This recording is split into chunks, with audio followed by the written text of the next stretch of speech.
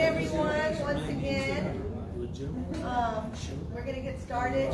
For those of you who don't know me, my name is Diana Reyes. I am the president of the San Antonio Mission Indian Descendants. We are a nonprofit organization that began a year ago, October the 8th. We've been active a little bit longer than that, but that's when we really kicked it into gear. And because of that, our organization wanted to do something that would bring information to the general public that sometimes they don't even know that they need or want until they're presented with it, right? And so along the way, we have made some really great connections. We have met some amazing people. And one of those individuals is our presenter today. And this is the amazing thing, he was our first presenter last year. Was that really? Or our January presenter last year.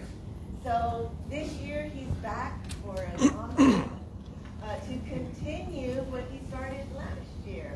And so everyone, if you would please give a warm welcome to Cristobal Lopez.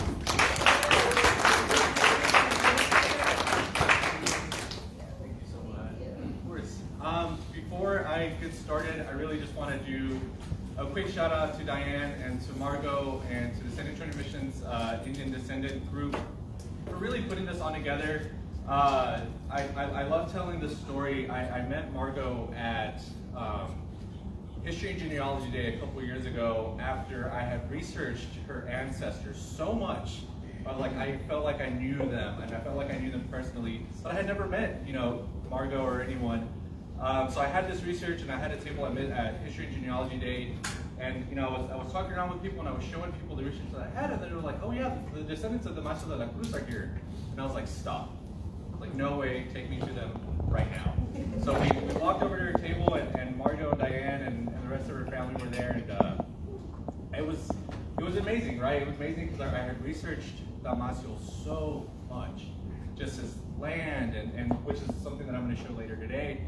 I researched all those records, and then after that, it just kind of kickstarted an amazing relationship. We are on a first name phone call basis. They have my personal number. They call me all the time. He's your adopted nephew. I'm their adopted nephew.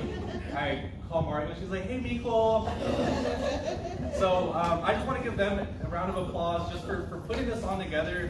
They've been doing this all of last year. They're going to be doing it all of this year. And just the fact that they do this for the community, right? Mission San Jose and the San Antonio community. The San Antonio Missions community is so special. I'm not a mission descendant. I came through it through an internship in grad school. But Margot and Diane and really all of y'all have made me feel a part of that community, and I am extremely grateful for that. Okay. We need to set some ground rules. First, please make sure your phones are turned off and on vibrate. If you have questions, please write them down and wait till the end to ask any questions or make any comments. We want to make sure that everybody has a great experience. So, and we want to make sure that Cristobal is able to give the information that he needs to give. So if you have any questions, any comments, please wait till the end. Thank you. One more round of applause for Margot. So what I'm going to present on today is the combination of my work that I did. I'm trying to think. I'm about to hit 30, so my memory is fading a little bit. So during the spring of 2022, I completed my second internship at San Antonio Mission's National Historical Park. Before I move forward with that, I just want to let you all know that I'm going to be presenting as an independent researcher. This is just research that I did, and what I say and what I present is that I'm not presenting on behalf of San Antonio Mission's National Historical Park. This is just me as an independent researcher. But it's a combination of that research that I did. And what I wanted to do is I wanted to create a history of land tenure around Mission San Jose. So what was the perimeter, the indigenous quarters? That's what I wanted to know, because there's been so much research done on the convento, on the church, on the granary, but not so much on where the people lived. So that's what I wanted to find out, that's what I wanted to research. And in that research, you start coming across a lot of records that you didn't really suspect were out there, and knew that were out there. We've been extremely fortunate to have the Mission San Jose papers. Dan, can you hold those up real quick to show people how extensive that is? You can turn to the side. So that's about 700 pages of primary sources for Mission San Jose from 1720 to 1824. Their correspondence, their census records, their land records, their inventories, everything that you need to know about Mission San Jose is in those 700 papers, or in those 700 pages. After 1824, you have, it's gone, right? After 1824, the Spanish, the missionaries are out, so no one's really there keeping any records or anything like that. So research becomes a little difficult, resources become a little bit more scattered, and one of the things I want to do today is talk about secularization, but also show kind of in the second half of where you can find some of those resources, like census records, like tax records, like, which one else are we going to do? Census records, tax records, land and deed records, to kind of start putting these puzzle pieces together. So it's really what it becomes after 1824, it just becomes the history of San Jose, and really the San Antonio Mission just becomes a huge puzzle. And these are the type of records that you can kind of put together, just like, forming that complete image. Pointer. So this is just kind of a little run and show of what I'm going to be presenting on today. I'm going to touch on secularization first because the end of 2023, the end of last year, was the 200th anniversary of the secularization of Mission San Jose. So it's extremely relatable, and also the records kind of related to that. So then I'm going to go into the post-1823 records, deed records, census records, tax records, show y'all how to find those, a little bit of a workshop, how you can go in and find those records for yourself. And then look at some illustrations. I think there's some amazing paintings out there that are awesome to look at because they tell a story, right? Especially whenever multiple paintings by different artists paint the same thing, right? There's a reason for that. So I think they're extremely important to look at. And then we're going to look at some pictures and some different type of photographs. I think if we hit about an hour and I'm still going, we can take a little bit of a break because I don't want to ramble on too much, so I can definitely do that. So, 1794 secularization, and I'll explain later on why I'm putting secularization in quotes. One of the things that, there were many factors that led into the secularization of the San Antonio missions. And one of them that I don't think is really explored enough is exactly how costly and extensive the San Antonio missions were. So this is Mission San Jose, just as an example. This is a report done by Governor Jacinto Barrios, who was the governor of Texas y Coahuila in the 1750s. In 1753, he did a report. This report is in the Mission San Jose papers, and it's an extremely extensive and detailed report. He gives us the population of the mission. He says there's 281 indigenous residents. He also gives us a count of the total livestock that they have. Over 3,000 sheep, 1,000 head of cattle, 100 horses, 80 mares, 30 oxen, quite a bit of livestock. And then he describes the church and the buildings itself. So it's the church, the convento. At this time, there's 84 stone houses. In 1954, Mission San Jose didn't look like what it looked like now. It represented more of a town. It had streets, blocks, almost sort of, and there was 84 houses. After it was walled off, it was reduced down to 54. But there was 84 stone houses, soldiers' quarters, and then multiple different types of shops: carpenter shop, workshops, the granary, and the mill. All of that, he goes on to say that the total cost of the mission holdings, which are also known as the temporalities, whenever people talk about temporalities, it's things that are owned by the missionaries. So that totals up to about 450 reales, which is quite a bit. And because of everything, other resources that it brings in, it gets Mission San Jose, he reports it gets an annual salary of 1,300 reales. That's just San Jose. San Antonio has 5 missions. Texas has up to 35, at one point on and off, right? So you can start kind of estimating and seeing how much all of these missions are costing the Spanish crown. That's just Texas too. There was missions in Mexico, New Mexico, Arizona, California. I mean, this is a very, very, very expensive enterprise that the Spanish crown is running. I mean, I don't want to guess, but five missions in San Antonio, all of them have about $1,000 salary. That's a lot of money, and that definitely adds up. So that's one of the reasons that you start seeing a little bit of a decline is just because of how expensive it's costing to run these and to operate these annually. Another reason that Catholic historian Marian Havik, he also notes down three key reasons that the missions decline. One of them that I thought was super interesting, and I did not know this until I read the book, which is actually back there in the Alamo Chain of Missions, is that the Spanish crown decides to take a lot of cattle away from the missions, and especially Mission San Jose, because they claimed all unbranded cattle as property of the crown. So that reduces a lot of the cattle that Mission San Jose had. This is cattle that they're trading off, using for food, things like that. There's hostilities with neighboring indigenous groups, and also there's just a reduction of population from disease. And later on, we'll see kind of how that population reduces. So those are other three contributors, along with just how expensive it is to run the missions. I love this quote. So by 1788, the missions, they're declining, right? It's expensive, populations are dwindling, and there's a lot of people start doubting the operation, the viability of the missions. So Fray Jose Oliva, he's the president of the Texas Missions, he writes this report, and in the report he says that he doesn't want to be biased about his opinion on how he feels about the missions. But I'm going to read you this quote and you'll tell me if he's biased or not. He says, the management of the temporalities with all of its 1,000 holdings does not give honor and credit to our college and its religion. Who can doubt on seeing the archives of these missions, which are full of testimonies to this truth?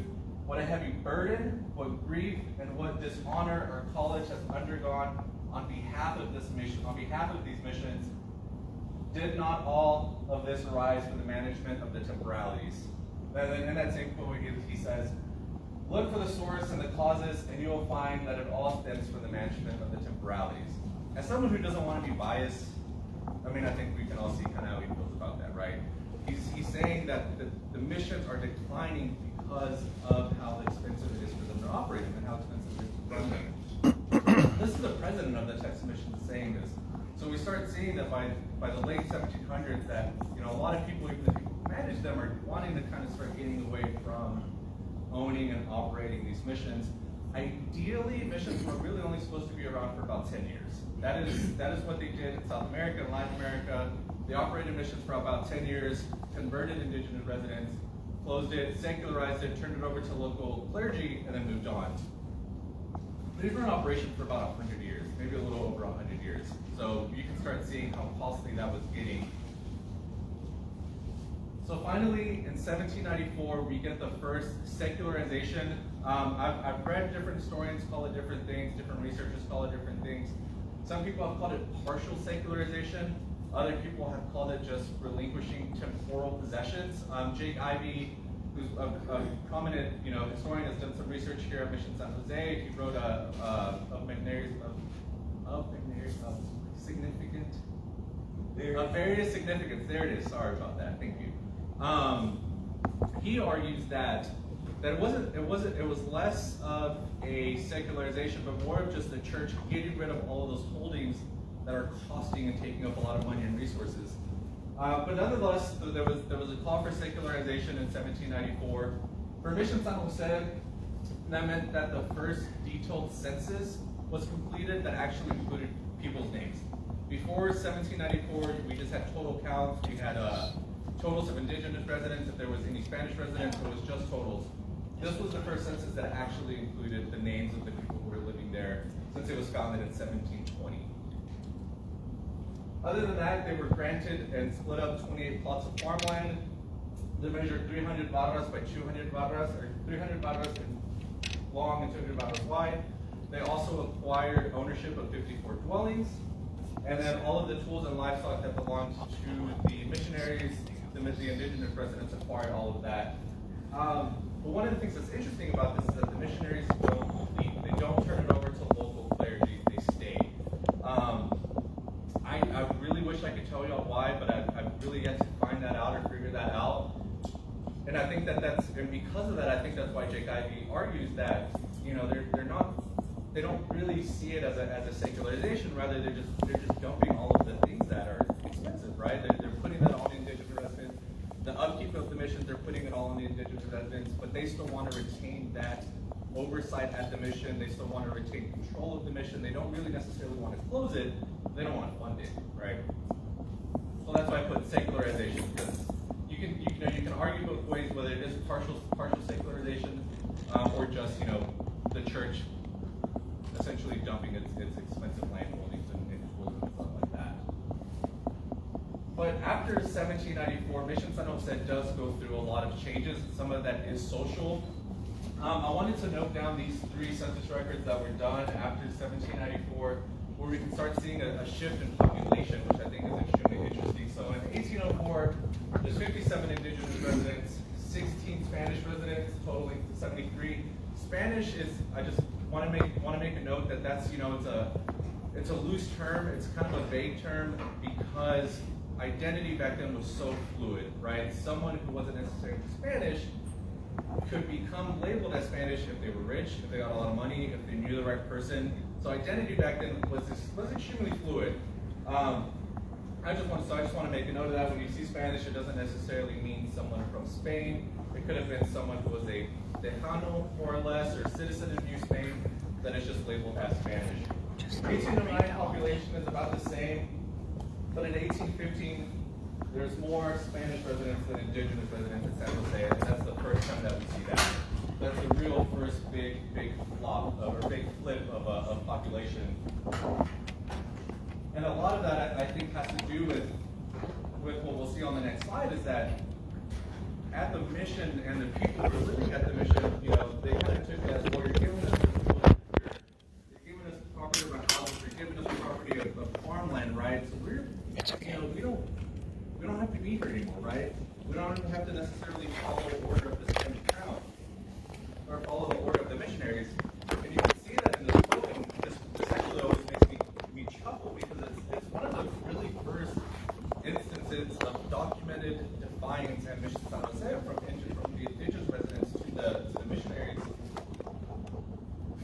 Fray Francisco Forexes, he was new. He was new. He goes to Mission San Jose sometime around 1818, and he writes a letter back, and he's complaining that the indigenous residents, they don't want to do their chores, they don't want to serve their servant role, like gathering food, making tortillas, serving as errand boys. They're no longer wanting to do that after 1794. And to further that, Spanish alcalde Antonio Huizar, he's telling indigenous residents, hey, you no longer have to serve the missionaries. If you have personal items, you no longer have to use those personal items to serve the missionaries. So he's telling the indigenous residents, like, hey, you don't serve them anymore. Like, we were secularized. This isn't a mission anymore, right? Y'all don't have say anymore, right? The indigenous residents are gaining that autonomy in 1794, and I think we can really see that in the change of population, but also in this documented instance where it says that the indigenous residents are defying the requests of the missionaries. So finally, nonetheless, the days were numbered for the San Antonio missions and Mission San Jose. Eventually, it was going to be completely secularized, but it was long. The road to finally get there took a while. There was a lot of speed bumps. So in 1813, the Spanish crown finally orders, hey, every mission after 10 years, that has been active for 10 years, has to be secularized, which was the same call that they issued in 1794. They issued it again in 1813. In 1814, when Ferdinand VII returns to the crown, he halts it, he stalls it. In 1821, under political pressure, he resumes it. That same year, it stops again because of the Mexican independence. And then finally, in 1823, the Mexican government says, okay, same exact order from 1794 and 1813. Any mission that's been operated for over 10 years is being completely secularized, and it's final this time. So what they do, and this is in the Mission San Jose papers, they complete an extensive inventory of Mission San Jose, and if y'all have not seen it, I highly recommend that y'all look at it. It's one of the most, probably the top 3 most detailed records of Mission San Jose that details the books in the library, the forks and the spoons, the candles. It details everything that was at the mission. And one of the things that it also does is it details the physical state at the mission. So this is my illustration. I'm not a GIS expert. I did this on Canva, but you know, it works, right? Just roll with me here. After 1794, when the Spanish is no longer putting their own money into the mission goes into a decline. It further dilapidates. The buildings there's not as much upkeep going on as there was before, and that's really evident in the amount of houses and dwellings that are left by 1823. So in 1823, there's the person conducting the inventory starts in this corner here, and he records every building, dwelling across the north wall, goes down the east wall, across the south wall, and then up the west wall, and he starts recording everything that's left. And every dwelling that's left, if it has an owner, he records the owner. If it doesn't have an owner, he doesn't record the owner. Just south of, so this is what was once Pyron. That sidewalk, the church is about here. Just south of what would have been considered the dwellings for the indigenous residents, there's only 15 left.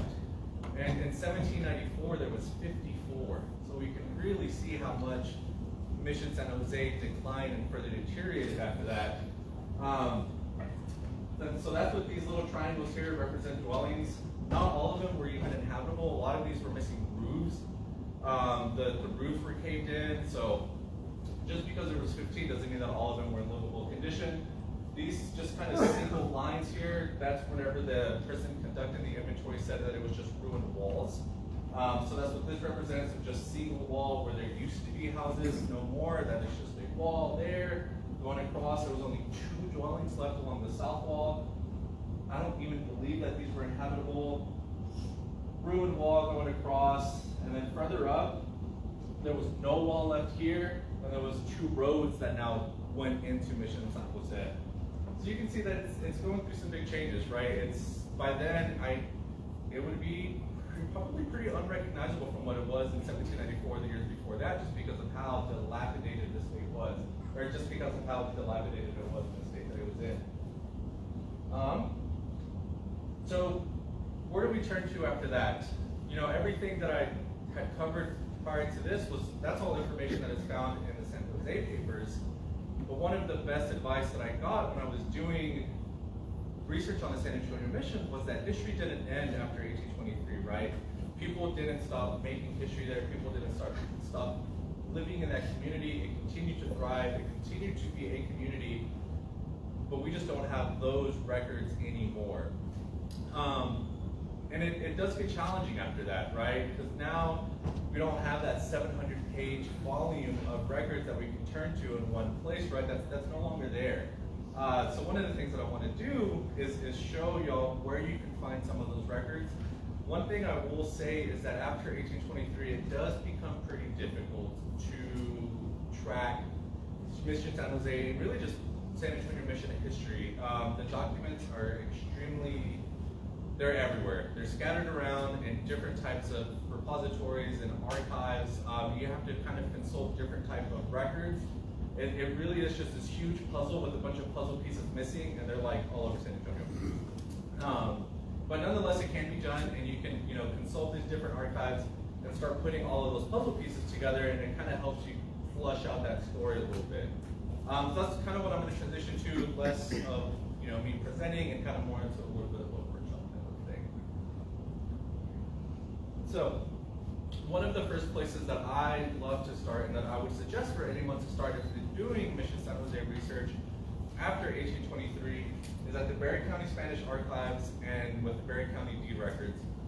And the reason for that, and I have a QR code, you can scan this if you want to on your phone. It'll take you to the website, but I'm going to shift from this over to the website.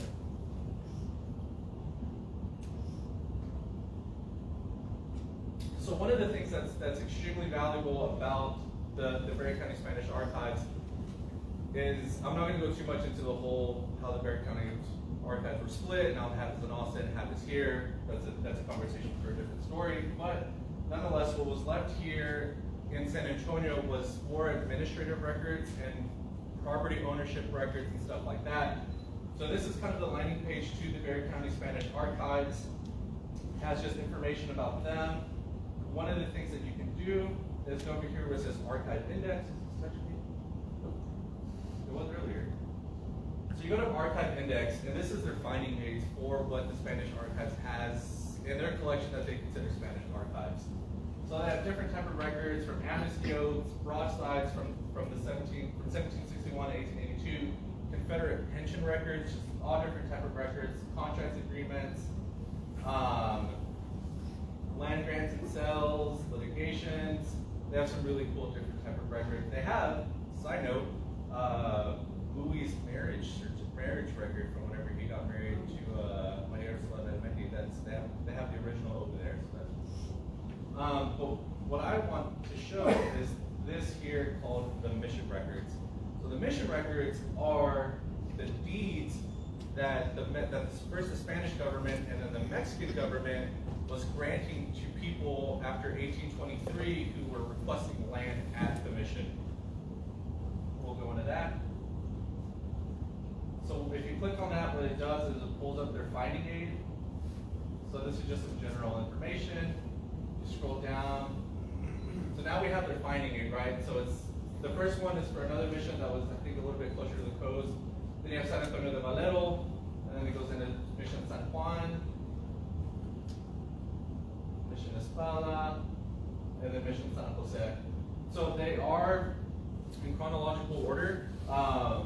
So the first record that they have is whenever the Spanish government gave the granary to Antonio Puizar. First it was the one at Mission Concepcion, and then they switched over to the one at Mission San Jose. That's why there's two of them there. And then you can start seeing all the other ones that they granted. It doesn't have all of them. Unfortunately, there are some that are missing, which is extremely common. Land records back then, deed records, I mean, y'all can almost consider it as people like shaking hands and be like, all right, cool, like I own this property now, you know? Cool, I appreciate it. Like there's hardly any documentation sometimes. This isn't complete, but nonetheless, you know, it is most of them.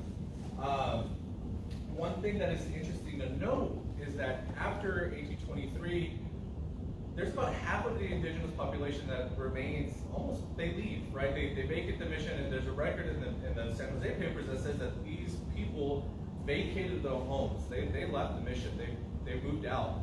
And what that did was that left a lot of farmland, and that left houses for people to come in and claim. This is free property. This is free property in a city that's growing, and in a city that its population is booming. You're giving out a free house and free, you know, acres of farmland to sustain yourself and family and make some money off of. You're gonna have a lot of people coming in and start claiming up some of that land. Then we can see that in some of these records, right? And some of the names that stick out. Juan Martin de Beramendi. The Beramendi family was an extremely wealthy family in San Antonio. So we have someone from that family coming in and requesting for farmland and, you know, property at Mission San Jose. Similar to Jose Antonio Navarro. We all know Jose Antonio Navarro. Wealthy, right? That's a wealthy San Antonio individual. The Navarro family was extremely wealthy in San Antonio, but here they are coming and requesting and gaining, because these are, you know, land records and deed records that were granted, land at Mission San Jose.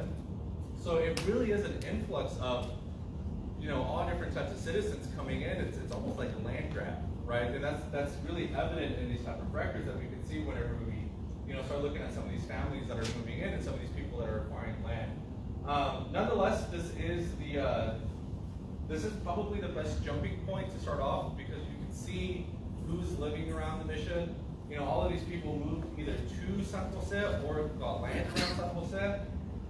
So it gives you a start, right? It gives you a place to start where you can kind of, you know, jumpstart your research after that. That's really it for this one. Were any of those people Native Americans or specifically like wealthy?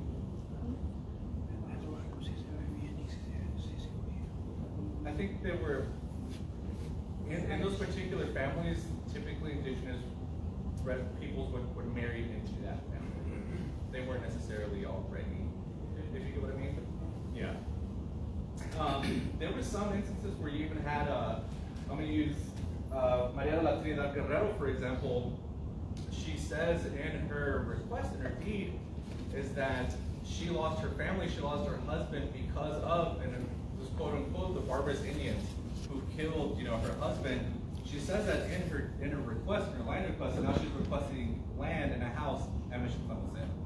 You know, so we have different types of people moving in, trying to acquire some of that property. These are all original records as well, so those are kept downtown at the Spanish Archives. If y'all don't know where that is, it is on Nueva Street, across the south entrance of the old Red Courthouse. It is the old Federal Reserve Bank building. It's about I think it looks like a 3-story building, square building, and it says Berry County Spanish Archives there across the top. So you go in, you know, they're super accessible. I actually used to work here. Fun fact, I was the one who put these online and made these accessible. But Dr. Carlson there, if y'all had a chance to meet with Dr. Carlson, he is absolutely amazing and incredible. And he can help y'all with this research. If you do want to start doing deed research and you've been accessing some of these records, he's extremely helpful. They will let you see the original, which I think is awesome because of how they're preserved. You know, you can see the original document, you can read the old Spanish. It's absolutely incredible. But they also have transcriptions and translations to make it way much easier. Because I don't know if y'all have ever tried to read cursive Spanish from 1823. It's not easy at all. So they do have translations and transcriptions for some of those records to make them, you know, a whole lot easier. So that's where you find these. This is an extremely valuable resource for research. And one of the things that you can do with those deed records, and you know, some of the records that are in the San Jose papers, is you can start kind of piecing together who was living at San Jose in 1823. I'm not going to go into this one, but almost every single person who lived in these buildings is recorded to stay living in them in 1823. These buildings were pretty much all vacant, all those dwellings. But using those deed records, we can start kind of connecting those pieces together, right? Using the inventory and then using those deed records of people moving in, you can start connecting some of those pieces. Julian Reyes, he acquires his house in 1818, but it doesn't really give you any details. It just says there's a vacant house south of him and a vacant house north of him. Felipe Casillas gets his property in 1823, and the thing about his, what it tells you is that his neighbor to his south, is what it does whenever you acquire a property, is that it tells you, or whenever people would acquire properties, it would tell you that on the southern border, they're neighbored by this property who's owned by this person. On the north, they're bordered by this property who's owned by this person. On the south and on the west, they give you who your neighbors are, which is extremely valuable. So when Felipe Casillas acquires that property, it says that he's bordered on the south by the property owned by Julian Reyes. And that's extremely beneficial. And then it says he's bordered on the north by the property owned by Tomás de León. So now we have 3 people off of one record, you know, kind of how they're lined up. So one of the things that I went in and did, I was like, okay, well, I have some houses here. How can we figure out which one it is that it gives you the dimensions of how wide it is, right? So that also, whenever you look at these deed records, it's telling you how wide these houses are, how wide these properties are.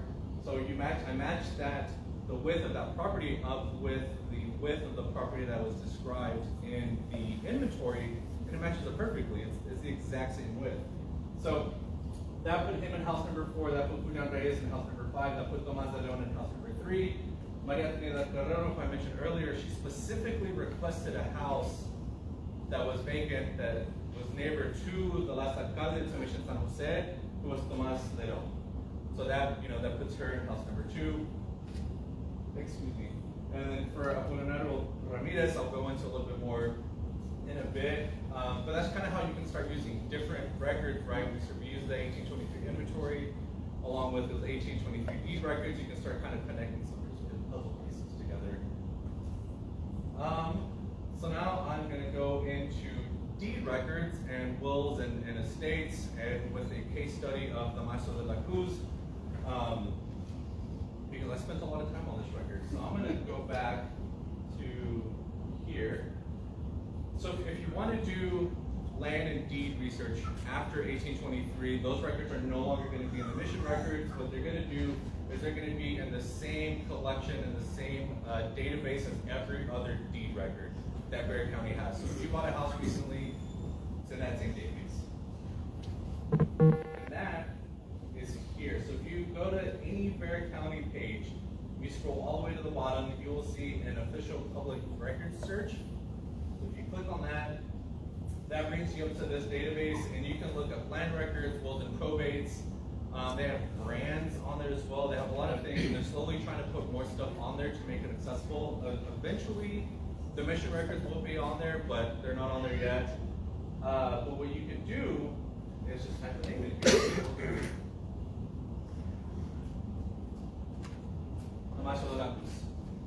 So what it does is it brings up one record, and you can click on it. So now what it comes up with is all of the information that you need. If you want to see that record, you can go to the archive and just give them all this information here. Deed, it's in book K2, page 526. That's all they need to know. They can bring you that physical copy if you ever need it, but it's just your citation for where you found it. But what it also does is that it gives you a PDF copy of it. Right now it's a little hard to see, but these are all free. So you can express checkout, place order, and download the PDF, and that works.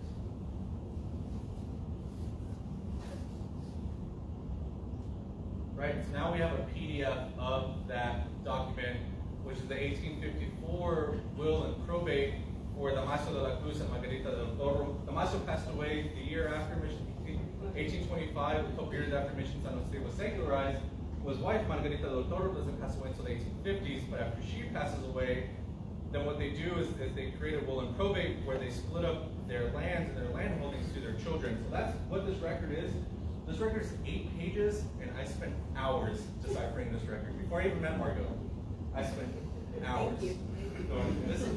This is in English, thankfully, but it's still pretty hard to read because they just have so many land holdings. They had a lot of farmland. Between 1823 to 1854, they acquired a lot of property on both sides of the Mission Plaza, and then just a lot of property north of here that was farmland. So they go through and they break all of that up. But what I want to show here in this record, if I can find it.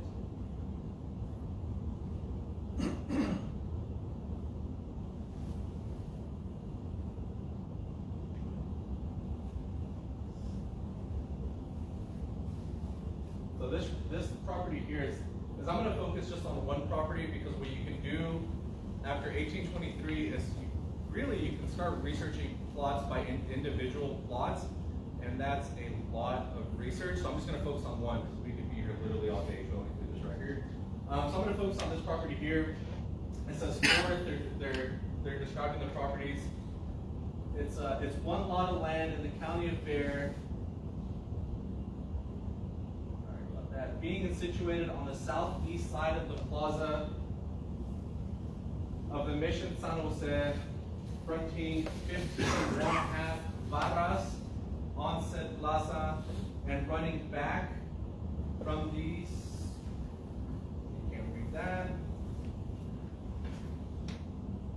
it's running back under 1/4 barra to the Aceca Principal. So what it's telling you is it's the front of it is on the plaza, and then it's running back to the Acequia. And if y'all aren't aware, along the east side of the plaza, the Acequia used to come down. It follows the road that used to go around the missions.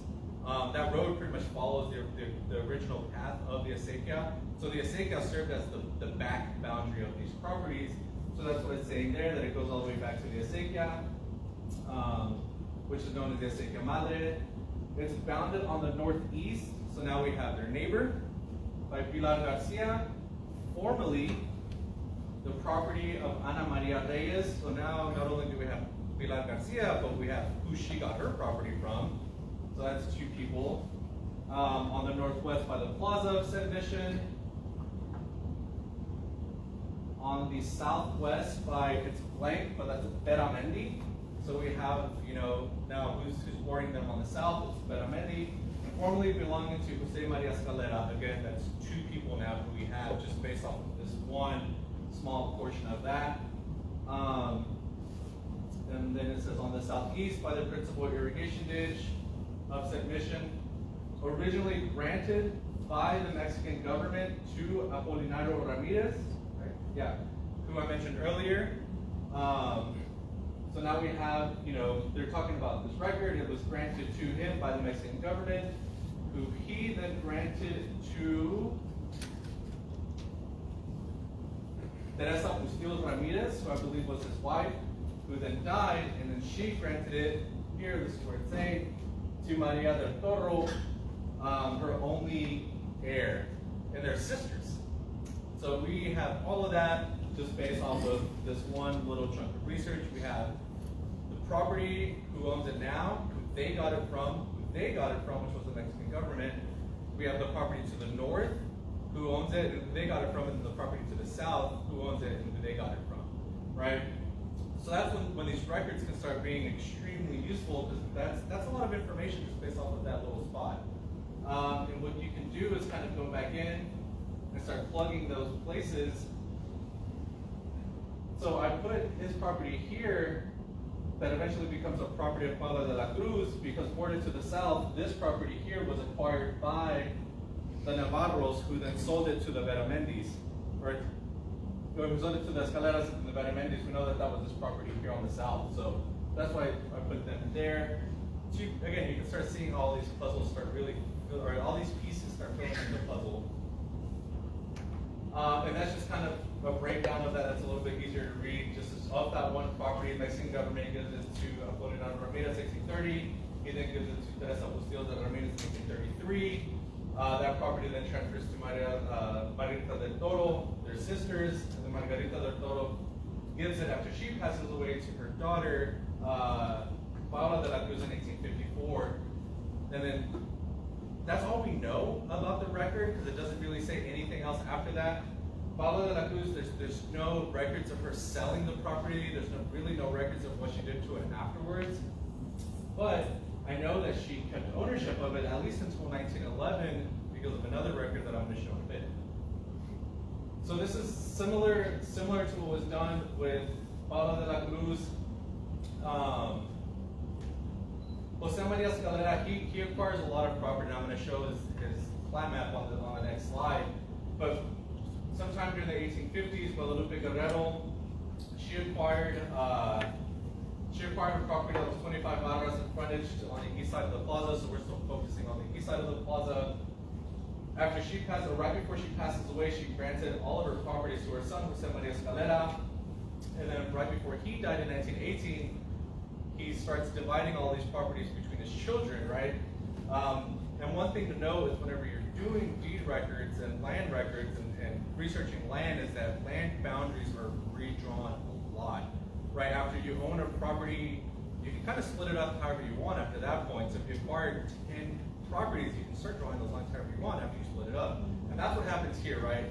They acquire a lot of property on the east side of the plaza, and then right before he passes away, he splits it up to his children.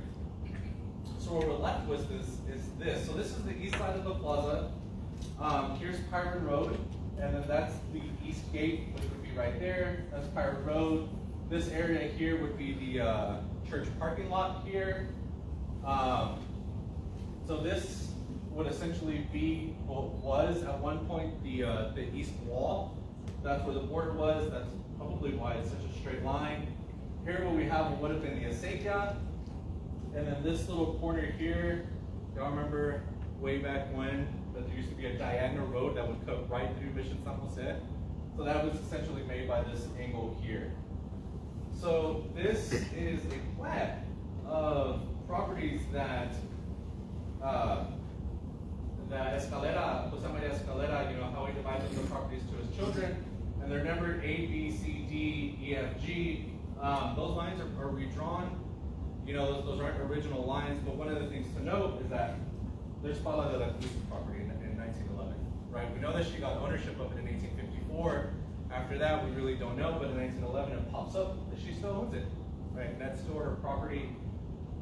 And also one thing to note is the width of that property hasn't changed since they got it in 1823. So that's most likely still the original width of what would have been the house that was there when it was still a mission in 1823. That width has not changed. The land under it has changed, but that original strip is still the same width. I just think that's really cool to see how, I think it's really nice. With Pilar Garcia as well, we saw her name pop up, and whenever she got ownership of her property in the 1850s or probably prior to then, her property also has not changed. And one of the things that's really interesting, and one thing that I try to do whenever I did this research, was I tried to line up this, my beautiful little map here, on top of this, and those properties almost line up perfectly. So at least with the Pilar Garcia or Pilar Garcia and the Palo de la Cruz, those are original widths, right? Those have not changed, which I think is super interesting and cool to look at. But we know, at least with them too, that they had ownership of their properties until 1911. There is a little bit of a gap, so this is kind of, again, still focusing on Palo de la Cruz. I never found the deed from when she sold that property, but off of a different plat that I'm going to show way later on, we know that eventually it was owned by Guadalupe Guerrero in 1825, and once you get into the 1900s, this deed record becomes extremely easy to track. And what you can do is create a whole list of who sold it to who and when. Guadalupe Gonzalez sells it to Donato Sotelo, who then sells it to Pablo Mireles, and so on and so forth, until it's owned by the United States government for the national park.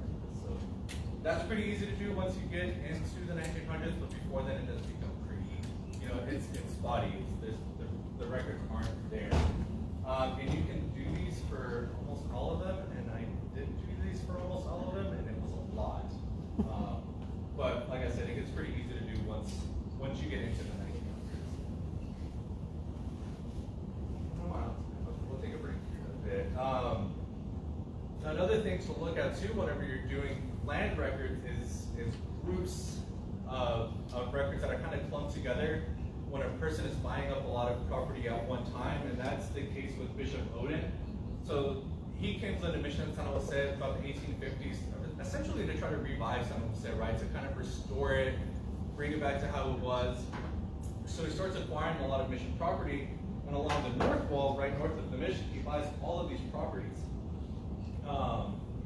And one of the cool things about it, right, is you can find one property, for example, this one, Marcos Ibaramendi, and it'll say in the deed who his neighbor is, and then lo and behold, like we have that deed record, and then we have their neighbor's deed record. So that makes this research relatively easy to do whenever you can find clumps like this.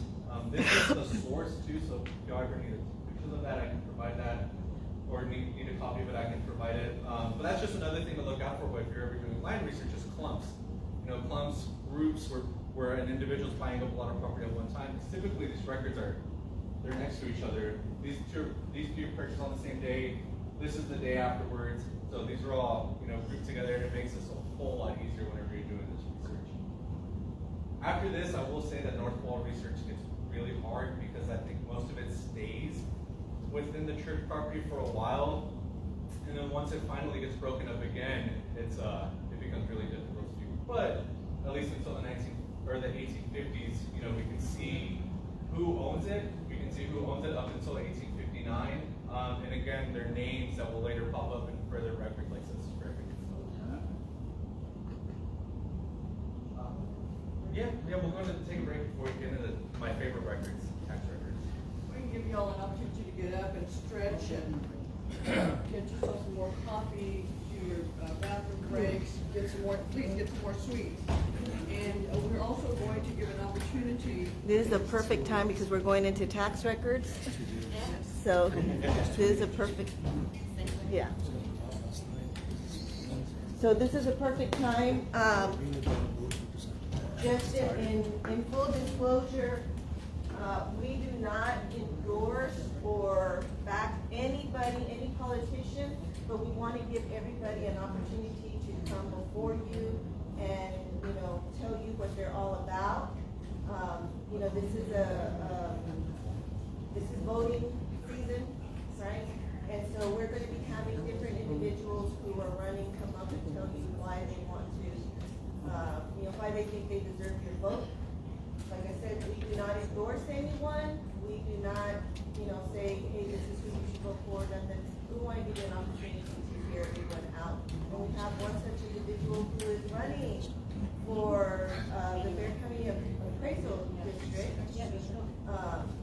So we want to give him an opportunity, just a few minutes to come up, and then, right after that, we have, someone else, Mr. Garcia, who's going to come up and do a little bit with this before we continue with our presentation. Thank you so much.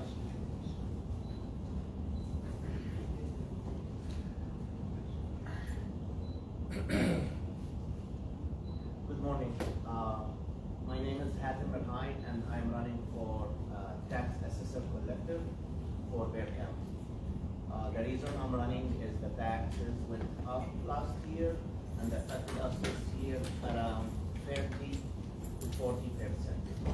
Some people when their rent or mortgage went up between $300 to $800. I have two businesses, and my employees like, hey, my tax went up 400, my mortgage went up $400, my rent went up $400, my mortgage went up $800. So because they just decide to raise the property value, they don't come back to you, ask you, hey, we're gonna put our hand in your pocket and take more money. They send the bank the notification, and the bank will increase the mortgage to cover the tax. So home ownership become unattainable, and it is also rent is becoming very hard. And it's unfortunate that the opponent I'm running against who's in office now, who took this bad decision, relying on seniors for his voting. But what nobody understands is my kids, your grandkids will move in back with us or will leave town if they can't afford paying their mortgage or rent. So either as a senior we will be lonely, or we will have them back in our homes after we raise them and got them out. So it is critical this year. Now the problem is, if he gets elected again, the tax is gonna rise another 30%. And if now it's not affordable, next year it's gonna be impossible. So it's very critical this time to go in the primary and vote. The primary will be from February 20 to March 5th. And there's no Republican opponent. You can pick whatever you want. I would love for you to vote for me, but if you choose the opponent, I'm happy for you and your decision. Because it's a democratic process, and my vision is to less taxes, less mortgage, less rent, and less grocery bill. And people ask, what's in it for grocery? Like, why the grocery will be less? Because business, personal property taxes on a grocery store also rise like crazy. So grocery stores pay taxes on every shelf, every fridge, every checkout machine, everything. So they will pass that expense to you. Now everybody is blaming the inflation. No, this is the county. Because you go to HEB, the same HEB in Houston, it's much cheaper than the HEB in San Antonio. And what you pay $100 bill to get your stuff from HEB here, you pay $70 in Houston to get. So I'm asking you humbly to go and vote in the primary, and I hope you support and vote for me and vote and support our movement, because we need to keep San Antonians and the residents in Bear County, in San Antonio. We don't want more gentrification and to become a city has no identity anymore, like other cities like Houston or Dallas, you know. And when they rise the taxes, they say, oh, we are mimicking Austin methods. No, we are not Austin. We don't make money like Austin. Austin people make more money, they can afford that. We don't make money here like that to afford that. So another problem we have is transparency, integrity, and accountability. The amount of foreclosures you see in the county websites is fair the reality. And you see M on foreclosures, which is, oh, people did not pay their mortgage. Yes, not because their mortgage, because the taxes went up, So therefore mortgage went up, so they cannot pay the mortgage. So it doesn't say T tax, it says mortgage. That's where the transparency. You should really show the true numbers on how many people have been homeless, evicted, and kicked out of their homes. That would be great if we see the true picture that will motivate people and like, oh, the city is going down or this county, we need to do something. And if we all don't collaborate and unite against this financial crisis, we will be all kicked out of the city very soon. And we will be replaced by whoever have more money. And that's wrong. What bothers me the most, when I used to be in United Nations, we used to go pay trillions of dollars from United States taxpayers' money to help third world countries to build permanent shelters for dislocated, disadvantaged populations. But here, in our country, we get kicked out immediately. 1 year if you don't pay your taxes, or you can't afford your mortgage for 6 months, or you can't afford the rise in your rent for 3 months. You will see the constable or the sheriff in your door and kick you out. And I don't believe this is right. I don't believe this is, and somebody has to stand up and say, you know what, this is wrong and we need to stop this. The other thing about integrity and transparency we have, every time somebody asks the current tax assessor, hey, the taxes, we can't, oh, it's not me, it's the appraisal district. You manage the appraisal district. The tax assessor is the one who should assess the property taxes. And you manage the appraisal district.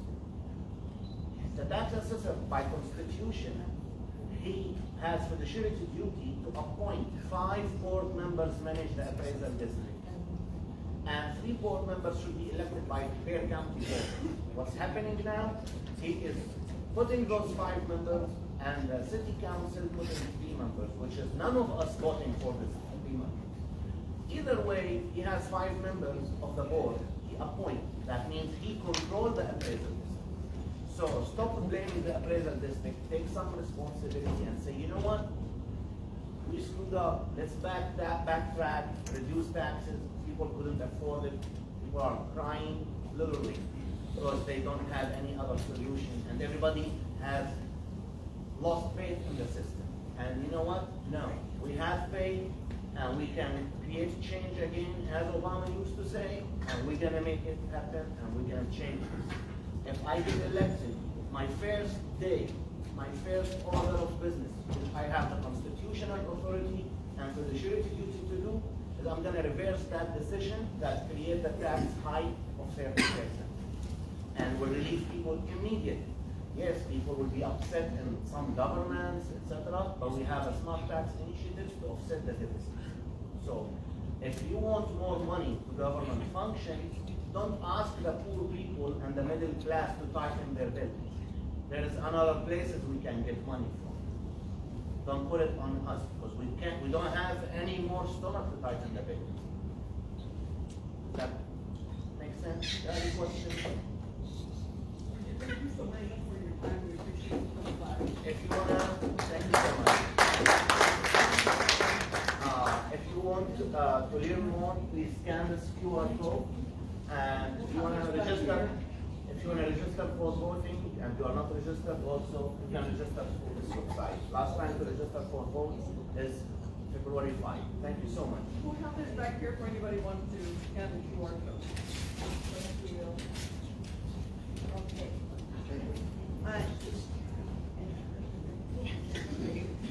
So, What I have is, I have a donation that I want to make to the organization. It's something I put together 15 years ago.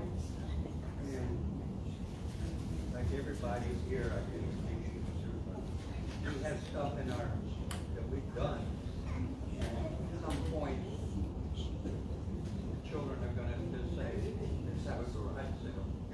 So I just decided that I'm gonna start distributing some of this.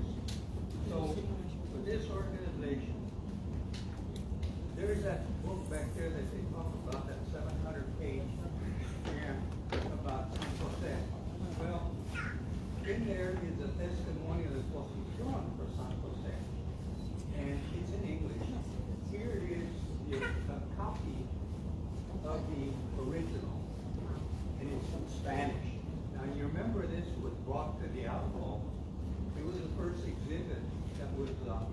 brought there, but it was the whole 25 pages. But in those 25 pages, testimony is only these 3 or 4, so this is for your records. Now, this is an English translation of the Testimonio de Posición for San Jose. So you all can use it in your displays when you have a exhibit somewhere, you know. You all put this out there so people can see, and it's got all the details from the Testimonio, the Indian tribes that were here. I mean, word by word. So this is for you all. Amazing. Thank you. Well, because you're grateful, we'll go one more step. The Testimonio de Posición for San Juan, Espada, and Concepcion doesn't exist anymore, the original. But about 1770s, Captain Luis Menchaca was requested to copy it before it became completely illegible. I guess it had water stains and so forth. So here is an image of the original copy of the Testimonio de Posiciones de las Misiones de San Antonio. This is a 20-page document, so to speak. But here, where I have the tabs, is the actual testimonial for those 3 missions. So you did bring us a Christmas present after yeah, all. yes.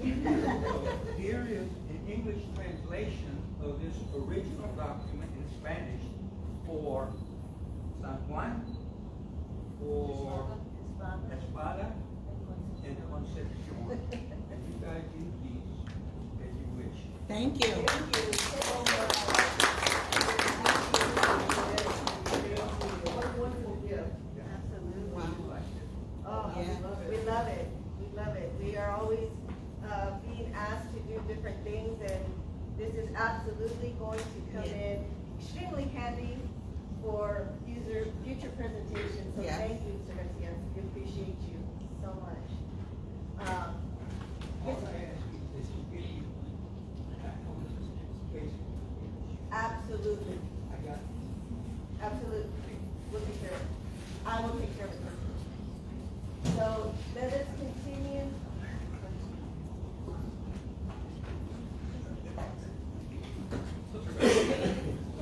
Morgan. It'll turn back on.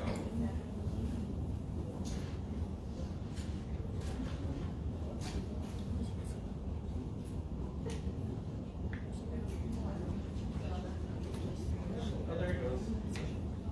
It's going. Take a little bit of time. Roll it. It did break it. Go. I'll just turn around the laptop and present on the laptop, right? Our Facebook viewers may not be happy. Oh, there's okay.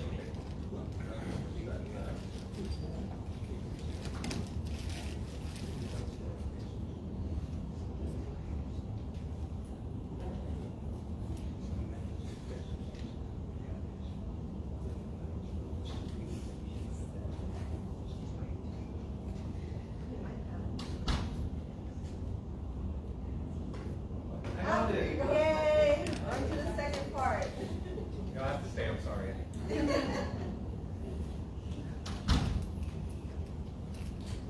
We're all ready. Yeah? So, the next record that I want to highlight in all of this process is tax records. I think that tax records are simple, but they hold a lot of information that you wouldn't necessarily get elsewhere. One of the things about tax records is that if someone was really good about paying their taxes, you have records for every single year, right? Because as we all know, we have to pay our taxes every year. So if someone was good at paying their taxes, we have constant yearly documentation. As compared to census records that are done every 10 years, that's a big gap, right? So I really love using tax records to kind of fill in that gap that census records leaves. So I'm gonna go in, again, there's a QR code if y'all want to follow along. The tax records a lot of them are digitized, thankfully, here in Texas and really all over the US. We do have a tax office here in Bexar County, but if you don't want to go to the tax office, they are on FamilySearch.com. Getting to them is a little tricky. I'm gonna go through it. If y'all ever do tax research and you need help finding these tax records, I'm always free to call, to help out with that. So I'm gonna go on. I'm gonna have to go on FamilySearch site.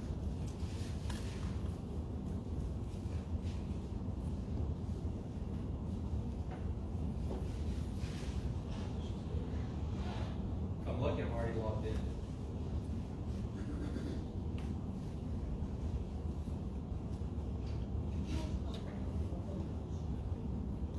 Yep. I did not.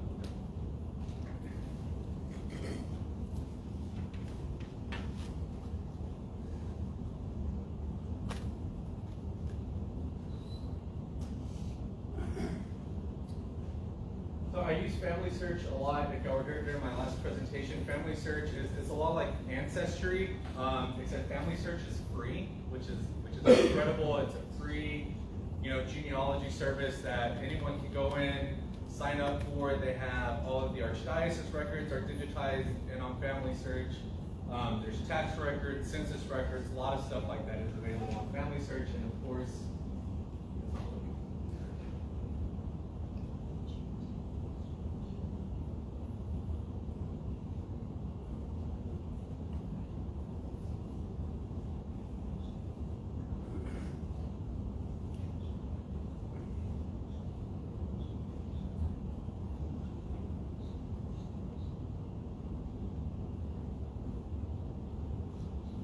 I might just have to show you all the step by step at a different time. It's not loading. I don't know what happened.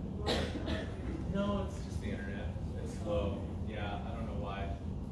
But one of the reasons I wanted to show you all tax records, when you go in and you look at the older tax records, what it does is that it's telling you people's property, how much land they have, how much livestock they have, if they have wagons, stuff like that. And what that does is that gives you a total.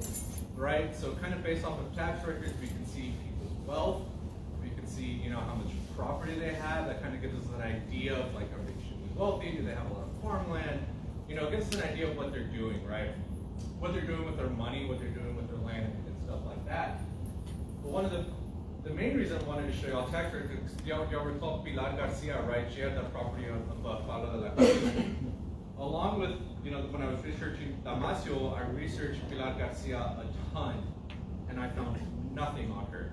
No marriage record, no birth certificate, no death record, absolutely nothing. No deed record, I found nothing about her at all, and I researched so much. She shows up in a couple census records, living at San Jose, but that's it. I have a rough estimate of when she moved into San Jose, when she was there because of those records. But aspects of her life we know little about just because she made no records. And if she did, they're no longer there. But one of the things that she was good at was paying her taxes. Right? Fantastic. She paid her taxes, and she was pretty consistent at paying her taxes from 1846 until 1894, and then after 1894, there's no more tax records, but because of that Jose Maria Escalera plat, that we see, she still owns her property in 1911. But throughout the 1800s, she's paying her taxes, right? She's at San Jose. She shows up on a couple census records, so we know she's living there, or we know she at least has property there. We'll know if she's on a census record, she's living there, right? And it's pretty consistent years that we have this. This is really good. I think that the government would really appreciate that. So sometimes, right, with tax records, they're good because in instances like this, I know nothing about when she passed away. I don't know when she moved to San Jose. I don't know who her family was. I was never able to find anything like that, any personal about her, other than the fact that she had a property in Mission San Jose for essentially the majority of her life. She was there. So sometimes, tax records records and stuff like that is kind of all we have. I'm gonna look back and make sure. No, it's still not working.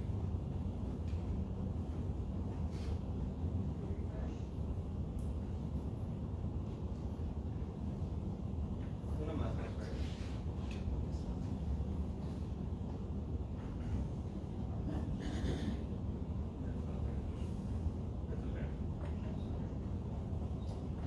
So that's one of the things with tax records.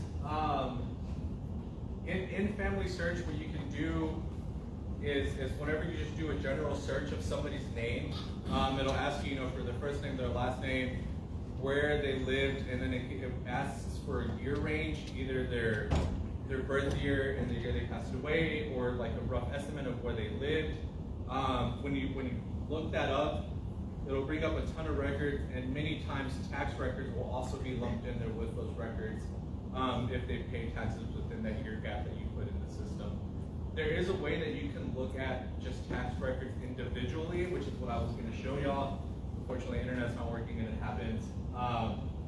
But if y'all ever are doing any sort of research like that, and you want to research people's property taxes, Family Search is definitely a good place to go. You could also go to the tax office here in San Antonio, which is downtown, right? It's downtown. So that's another option. I call her mystery because she's always been a mystery to me. I was never able to really find out any good information. So moving into census records, another record that I love census records and doing this type of research and doing genealogy and family research and stuff like that. One thing to note is that the Republic of Texas didn't do a census in the decade that they were a thing. They probably didn't have the money for it. We know the Republic of Texas didn't have a lot of money. So they didn't do a census record, but there is one for 1830. This census record, the original was actually conducted by Tomás de León, who I mentioned earlier as being the last alcalde. So this is a census record of everyone living at Mission San Jose in 1831.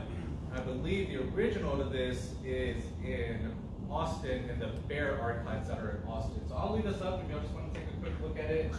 Wow. With Tomás de León, who I mentioned earlier, we start seeing a lot of familiar names. Margarita del Toro, her children, Juan Jose de la Cruz, there's Paula de la Cruz, there's Pilar Garcia here. So in 1831, she's 14.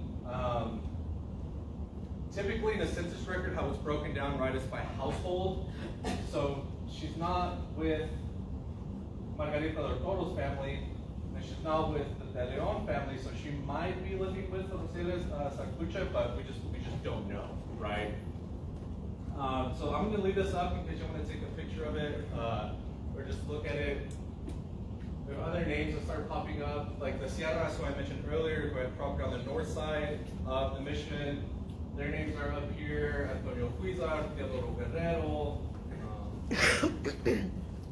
What was the name? I was asked for a name earlier. What was the name? Salcedo? Salcedo? Or Salcedo?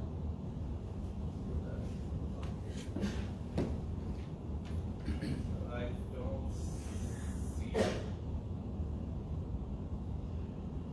They also use Salcido, I don't see it here. Salceda, all of them are one.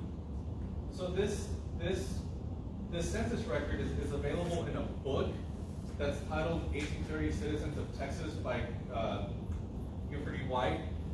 That book it's readily available. You can buy it on Amazon. It's available in multiple libraries here in San Antonio. Berry County has one at the Spanish Archives. The Central, honestly, might be a copy here. I know that the public library does have one. If it's not here, it's probably at the main campus, at the main building. Yeah, you can also find it online. If you make an account for, there's a website called archive.org where you can go in and rent books. That's how I pulled up this one. So yeah, this is really nice. Rarely see this floating around with the 18th census. And this was, again, 6 or 7 years after Mission San Jose was secularized. This gives you a better idea of who was just living in that general area. On a side note, in 1840, so the same author does a 1840 census of Texas, but it isn't really a census because he uses tax tax records. So you can use it by the same author, titled the same thing except 1840 instead of 1830. But just a note, if you do look at that book, it's tax records rather than an actual census record like this one is. So that's the, that was the only way that they were able to go in and make that. And then census records after that, so after Texas becomes part of the U.S., we do have census records for Mission San Jose. I was able to find the ones for 1850, 1860. I couldn't find the ones for 1870 for some reason, but I also found the one for 1880. And if y'all are ever doing census record research, the 1890 census does not exist because it was lost in a fire. So every single 1890 census in the United States, and that is very unfortunate. But for Mission San Jose, we at least have these. I was gonna again show y'all how to get to it on Family Search, but it's not working. Fortunately, I did make copies. So this is the 1850 census of Mission San Jose. It is really hard to read. Do we want to turn off the light?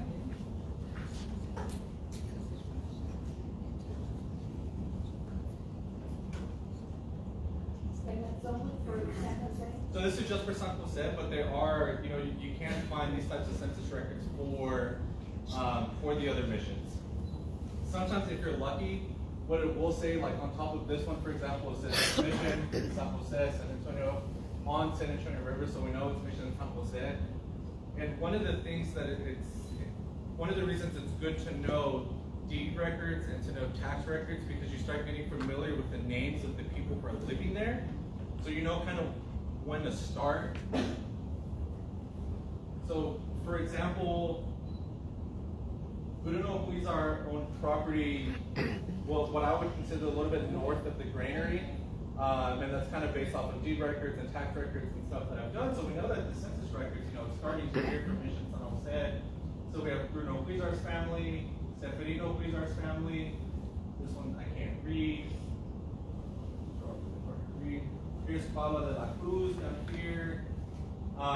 Another thing to note is that census records or census takers are often terrible spellers when it comes to Spanish last names. So a lot of these will just be completely just not right. Yeah, there's some on here you're like, how? Like, how did you mess it up that bad? But typically for the missions, you're looking at 2 to 3 pages for a census record. So this will be the first page, and then this is the second page. Can I pull out? So hard. I can, if y'all want a copy of this, I can email it to you, and yeah, there we go. So you can expand it a little bit. Start looking at some of these names. I think that's supposed to be Huizar. I think it's a little difficult. I think that's a G. Where you'll see those spelling it with G. But like Huizar, they'll spell it Huizar and stuff like that. So those are just little things to look out for whenever you're doing census record, researching census records. Yeah, and another thing to look for is kind of when you know that you're done with the mission, when these record ends is whenever you start seeing Anglo names. So for example, Pyron, like, okay, that's when you know it's like, okay, I'm no longer at Mission San Jose, right? So that's another little thing to look for. It's like, okay, it ends here. You'll start seeing Pyron is one you'll start seeing kind of towards the end. Poor, that name is affiliated kind of in this area, DM Poor. Anglo family that lived around here, you know that, okay, if you're looking for Hispanic or indigenous residents who lived at the mission, once you get to those names, it's like, okay, this is the end, right? So, something to look at there. So this is the one for 1850. Again, I have this downloaded, so if y'all want it, I can email you a copy of it. 1860s, it looks pretty similar. We start seeing more names. This is now 3 pages. I'll zoom up on this one.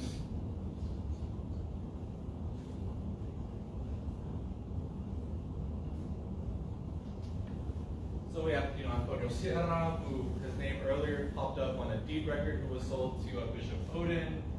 We have a house that's unoccupied here. More Sierra family, Guadalupe Guerrero.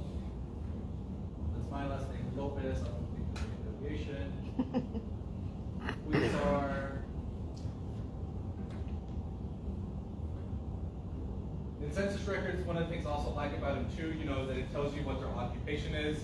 A lot of times what you'll see is just laborer, sometimes it'll say farmer. You get some little basic information like that. It doesn't go too much into detail like tax records do, because tax records will actually tell you how many livestock they have, how many cows they have, how many horses they have. But census records kind of give you like much more general information than as compared to tax records, which are a little bit more in depth. And it also tells you, sometimes if they have some sort of illness, so this person was blind, for example, they'll make that note.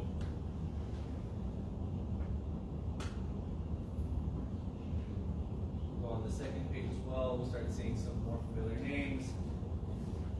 For a while, I thought maybe Pilar Herrera was also Pilar Garcia, but it's not, unfortunately. We have, another Margarita del Toro. As we know, there were multiple women by the name Margarita del Toro. So we have another one there. We have more Guerrero family, Rafael Cardenas. Start moving down, more Huizar, more Guerrero family here, more Huizar.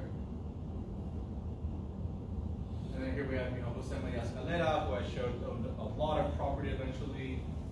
He's young here, 24 years old. And then this is the last page of the 1860 census. So we have this, what it'll do typically, whenever you do census records, the first name that you'll typically see is the husband, and then the wife, and then their children.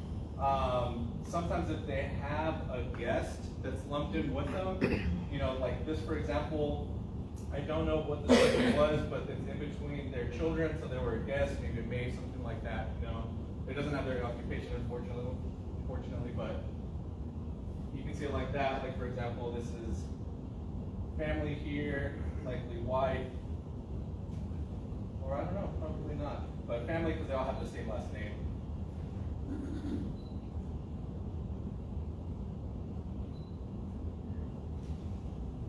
And again, when it kind of ends, it's because now we have pirate again, right? So that's kind of, it would end here and just kind of be up above that.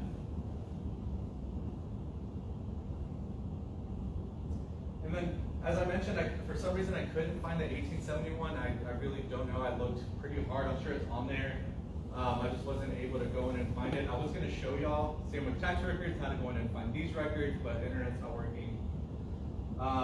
It can be a little difficult. That's why I'm more than happy just to skip all those steps for y'all and just send this to y'all directly since we already have it downloaded.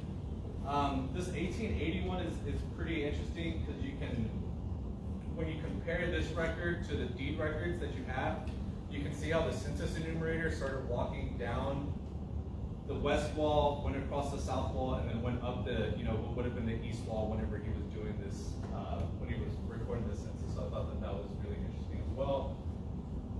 But again, we start seeing kind of, the same names. Jose Maria Escalera, Huizar family, Reyes family, more Huizar family, Bustillo family.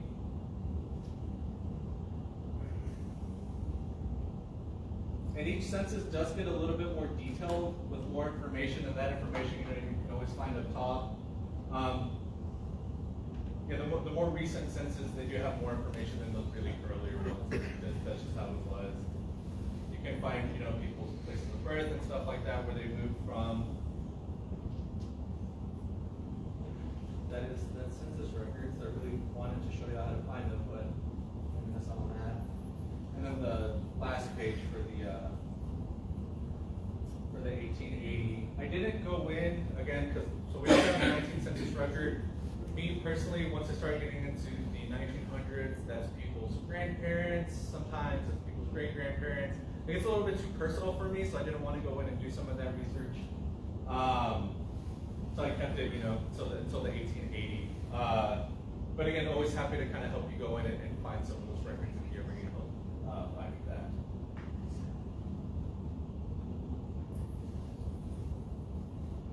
And one of the last records or type of resource that I wanted to show y'all is the paintings and the photographs, specifically the paintings, there's some really cool paintings out there that show the state of the mission after they were secularized, before we had cameras, right?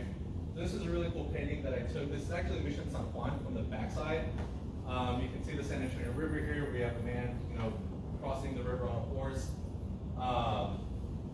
This looks like a nice little bridge here. But you can see at the mission, there's a lot of thatched roofs, so that those are kind of more post-secularization type of houses, which I thought is really interesting.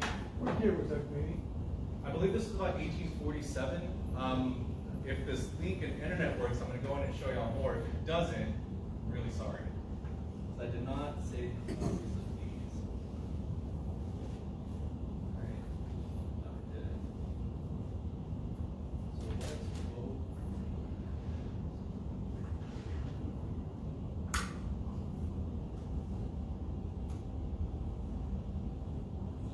Hi.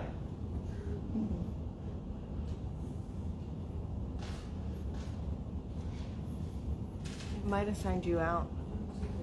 I'm gonna get on my hotspot.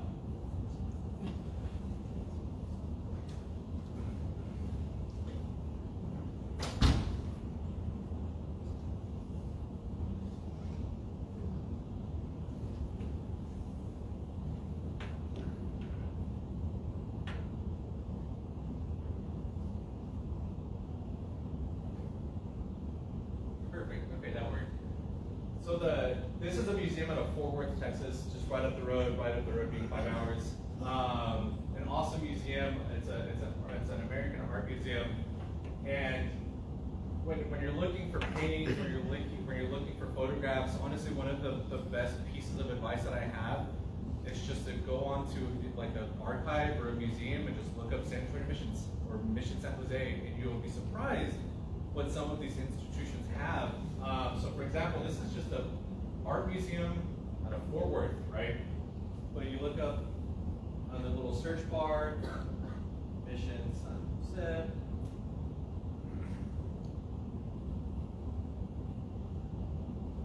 Give that a second. This website is a little slow. Alright. We'll scroll down. We have a photograph of Mission San Jose, but the ones that I really wanted to focus on was this artist here, James Benton. So he drew this painting of Mission San Jose, and then it gives you an estimate. Yeah.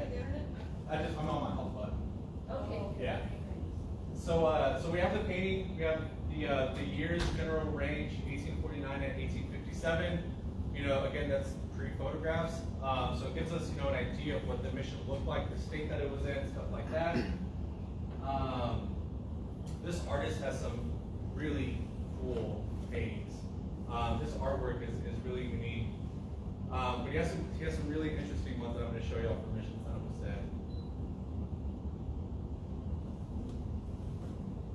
You can see his artwork here. Scroll down a little bit.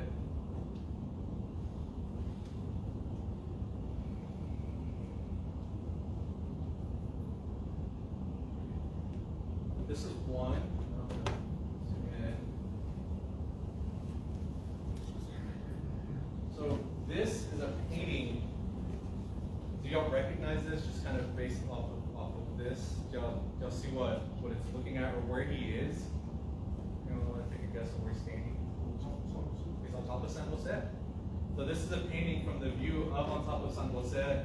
This is the bell tower here, and then this is the dome. And he's looking. What direction is that? Towards the river. Towards the river, right? Southeast. He's looking southeast. April, you have a phone call? April? He's looking out southeast, so he's drawing what he's seeing. One of the things that I want to note is that he's drawing a house here, right? This is, evidence of some sort of building. The house has a thatched roof. So we can look at that and see, okay, he's drawing that house, right? From that view, which that house here would have been the east wall.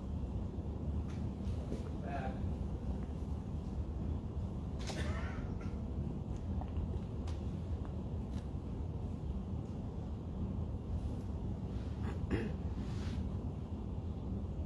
This website's really slow. Sorry. Let's see, scroll down some more. This one's really interesting. This is a drawing of the inside of Mission San Jose. You can see it's pretty bare, which is about what's described, especially what that we see in photographs later on. There's really not a whole lot left. This is what he's drawing. Interior of Mission San Jose, Church San Jose, circa 1852, to kind of get us an idea. It's the same, it just has the color. Yeah.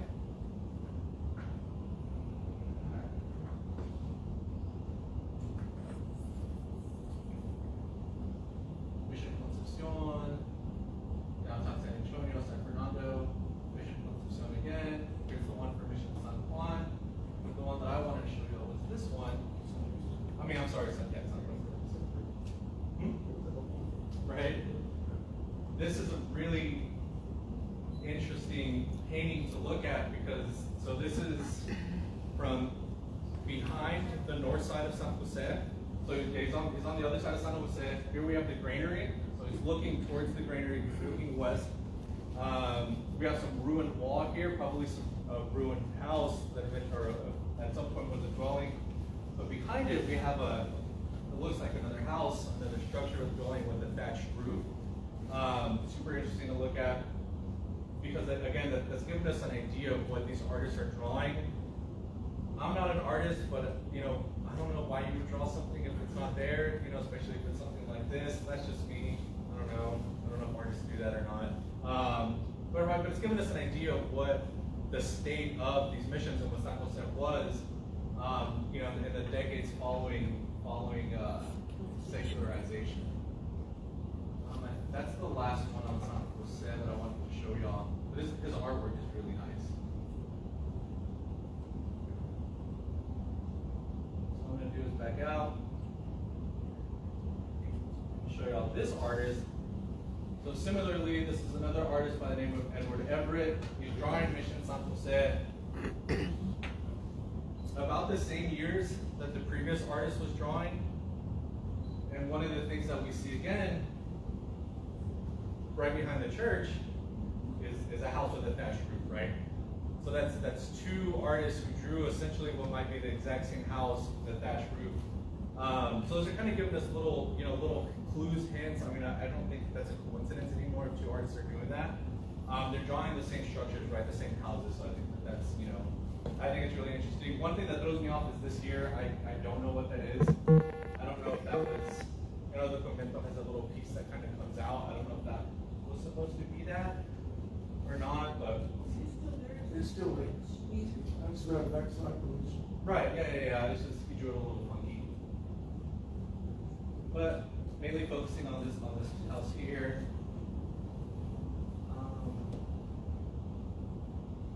This is another painting by the same person, Edward Everett, 1847. The facade of Mission San Jose, the front of it, but what I'm looking at is behind it, right? He draws a house with a thatched roof that's in the exact same location as the other artist did. So now that's two houses that two different artists drew, generally in roughly in the same location, right? So that kind of gives us an idea of what was there. Again, I don't think that that's a coincidence, but that's just me. I like to think that two artists drew the same houses for a reason, unless they were talking to each other, right? And they're like, hey, we know this house.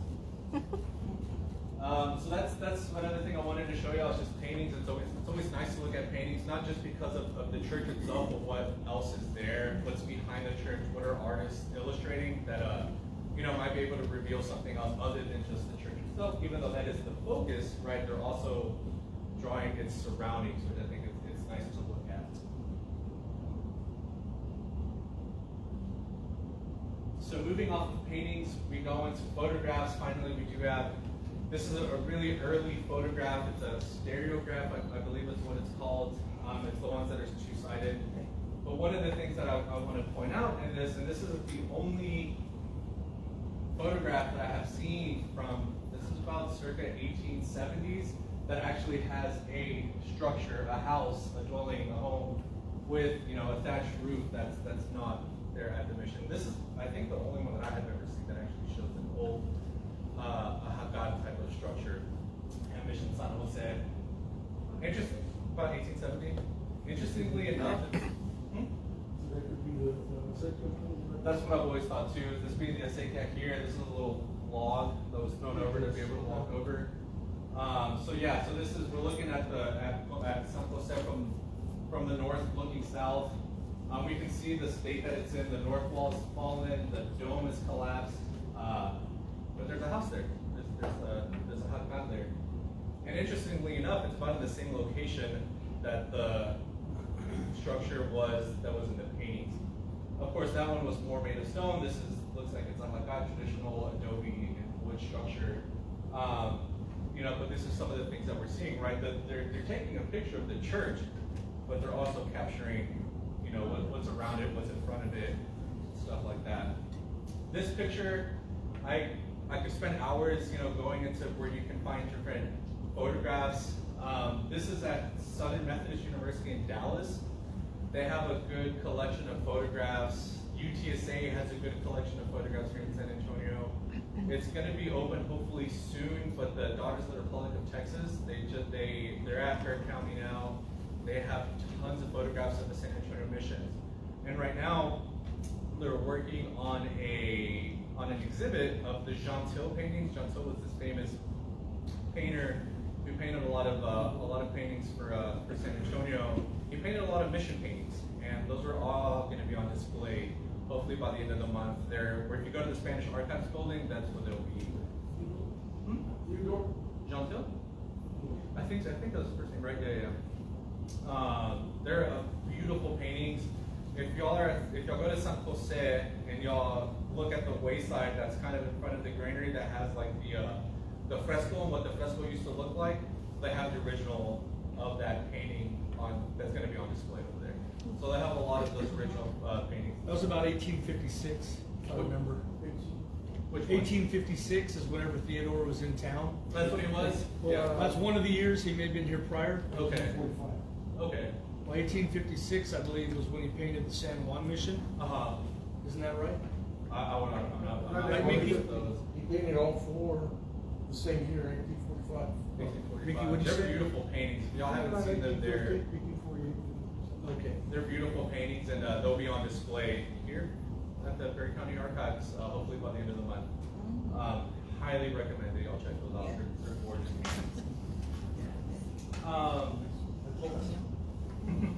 So one of the, so you know, looking at photographs, you know, we can start seeing once we're rolling into the 1900s, just the state of Mission San Jose, right? The town, the community that's developing around it, and it looks nothing like it did, you know, the decades prior and stuff like that. One of the things that's interesting is that you can still essentially make out where the walls were, where the plaza was, but now, you know, there's streets running through it. Yeah, this picture is really interesting. This picture is actually in the collection of the Park Service, so this photograph is there. Which one, Roy? Which one? They're all. This one? This one over here is the one that she's saying fine. Oh yeah. Nobody can find it, they go blind. It's like Pilar, man. Nobody can Yeah. find it.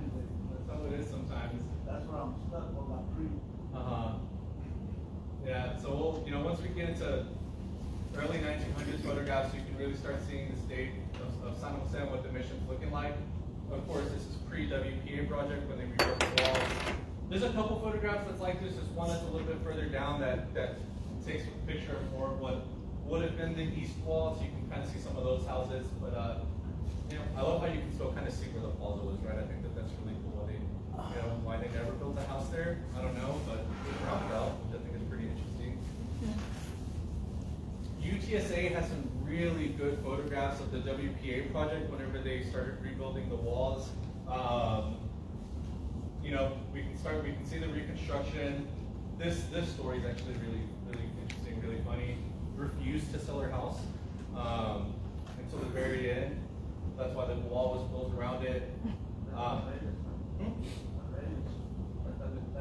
old lady didn't want to move that house. Yep. That one was the last one. One of the last ones, yeah. Yeah, so we can start seeing, you know, this photographs of Mission San Jose starting to look like what we know it as now, reconstructing the walls and stuff like that. But again, you know, just around it, we can see that there's still houses around, houses to the south here, behind the granary. A little bit of a wider shot of that.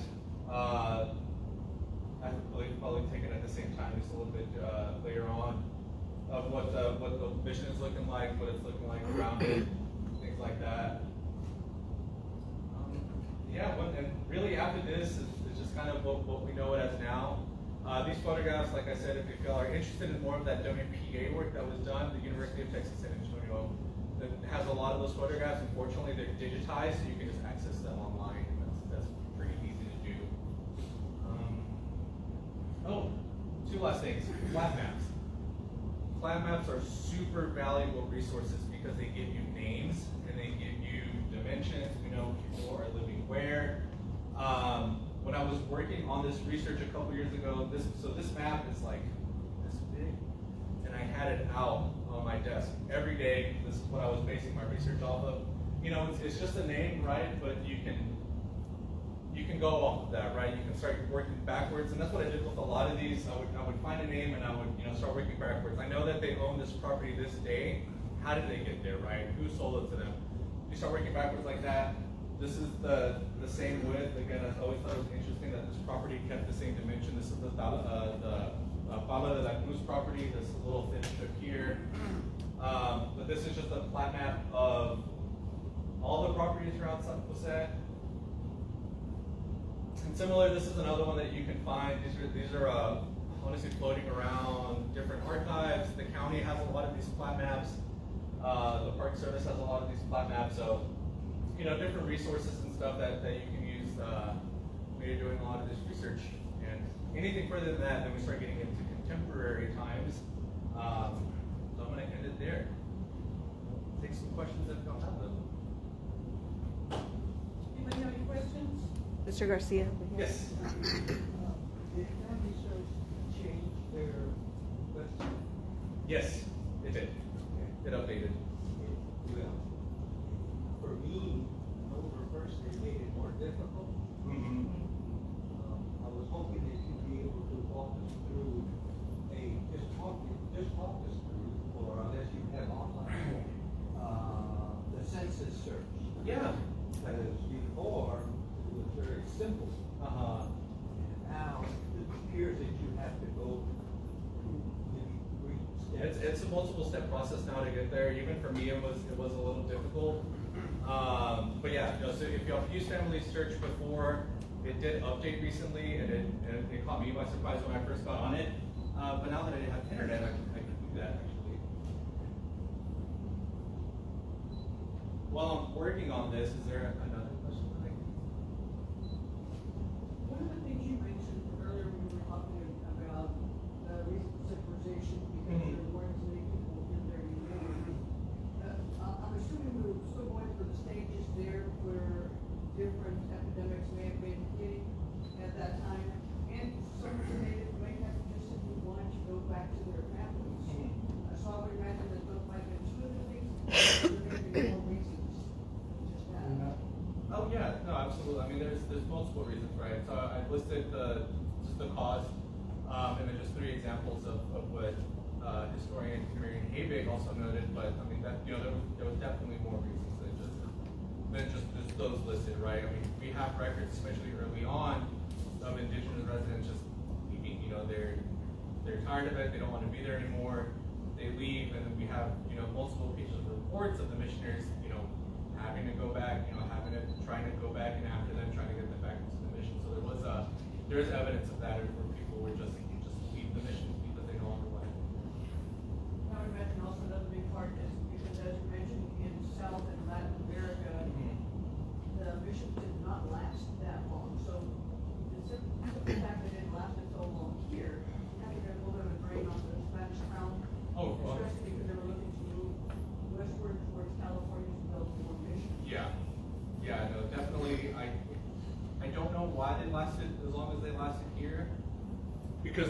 buffer, Because we're a buffer. we're Yeah, a northern that's very buffer true. because of France, Right, yeah. up in the northeast Texas, that could be one reason. That's absolutely true. So in 1823, when you talk about the census, is it possible that the census is just of the people at the mission? Because that's what it appeared by year. The 1831? 1833. Yes. It appeared that it was just, you said so many Indians, so many Spanish. Mhm. Okay. Yeah. But is it possible that land had been distributed already to these people and they were living not contiguous, but in the area On and the- not yeah. counted in the census of the mission? Absolutely, that's definitely a possibility. So then we cannot assume that they're not there or that they went somewhere else. I mean, they could still be. In the vicinity. Right, but just not looking at the actual mission itself. Yeah. Yeah. Yes. Yeah, but one thing that I did, well, of course, me and Roy always go back to the stories of our families. And one of our uncles actually, he mentioned, because some of the census that our names weren't on there, or something that you mentioned. But through the stories that he told us, and through my great grandmother that told us about accounts of some of the ruins happened through a herd buffalo coming through the bush. Okay, and he had blows, and so it was one of those things. But that was, you're talking like back in 2013. Yeah. So those were the stories, and some of the stories that they told us that during that time they worked around the Lopez, but they lived by the river. They lived in the Pacheco Strip of the river. So those are some of the times that our families aren't connected yet, but Right. And I know was it I don't know if it was Pacheco. He lived along the river, but he was also in the park wars. And was mentioned on that. Yeah. Rafael, Jose Pacheco. Right. Yeah. And he's one of the, as a matter of fact, I visited my friends last week in Fall City, and they were using the brand of Jose Pacheco, because that's their grandfather, great grandfather. So, yeah, I think it's fascinating because he has horses and cows, he has it on his trailer. Oh wow. Yeah. Yeah, and that's definitely one thing, you know, to yeah, like you'll bring up to have in mind, right? What I focused on was you know, next door, right? What was Mission San Jose and pretty close, but y'all are absolutely right. You know, people lived, they're affiliated with San Jose, but probably lived out in the labor, lived closer to the river, but still probably attended church at San Jose. Yeah, the hardest, I think the hardest question I asked one of that particular Uncle Richard, and this was it, and I asked him what happened, you know, where did you live before you lived in the mission? And he actually got really upset and told me, don't you ever tell me that. This is the only home ever. So that's, and because of the native and the Spanish that we have. You know, there was, after secularization, several commissions, there was land distribution to the people that were there, the indigenous people. San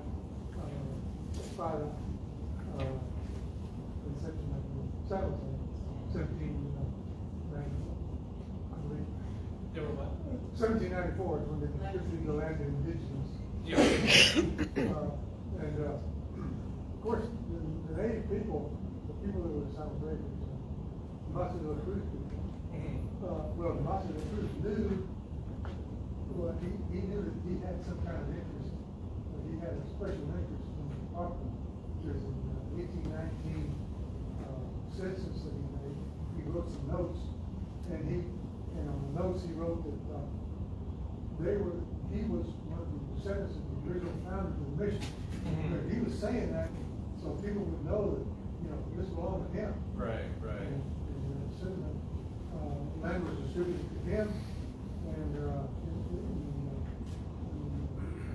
portion, and it's now Mission County Park. Yep. So the Massa de la Cruz descendants need to get that park changed to the Massa de la Cruz Park. that to the county commissioner several years ago, but nothing was done. Oh, no. The TV? Oh, there we go. So I look at census records now, so this is my genealogy stuff.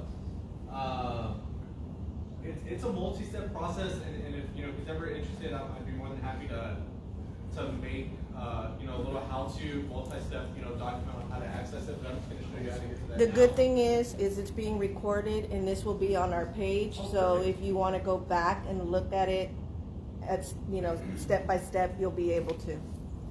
Yeah. So one of the things, and really any start to the research on family search begins with search and then records. That's kind of how you get into the start of the research.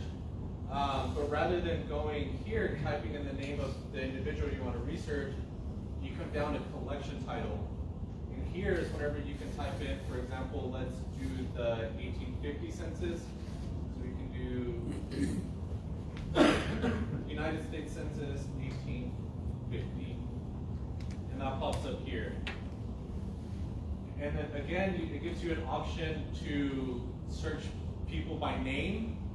If you don't want to do that, you can browse all images, and then you can click on Texas, and then you go to Bear,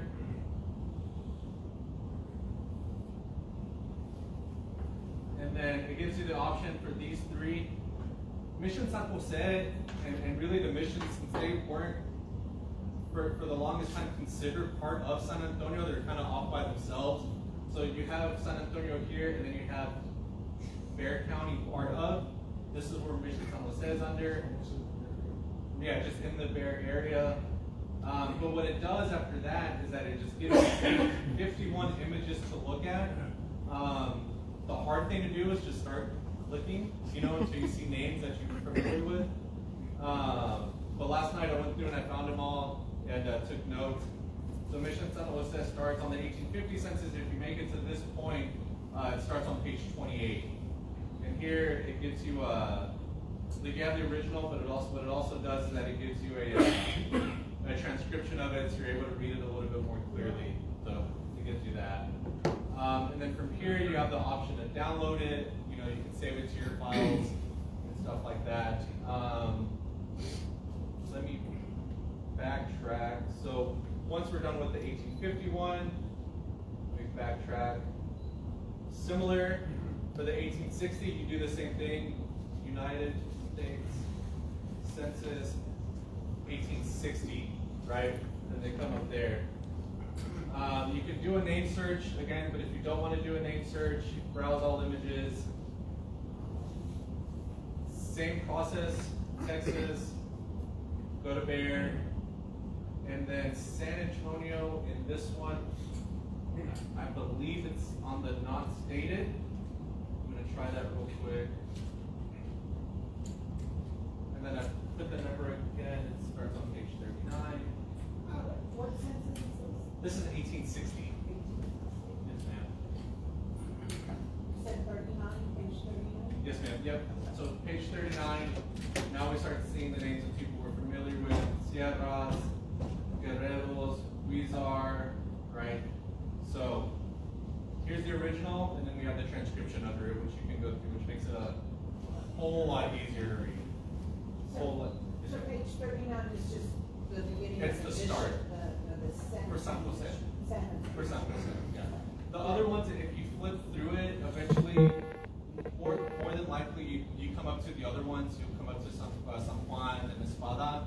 I don't think that the 1861 actually lists that it's at Mission. So for this one, for example, if you look at the top, it doesn't say that it's in Mission San Jose. You kind of just have to get familiar with the names of the people who are living there, and that's how you're able to kind of figure out that okay, I'm at San Jose now. So that's the deal with this one. Page 39 on the 1860 census is the beginning of San Jose, and it's 3 pages long. You're all about the same condition, which is what this is about. But Correct. We didn't call David, a couple days ago to ask, there were censuses prior to 1792.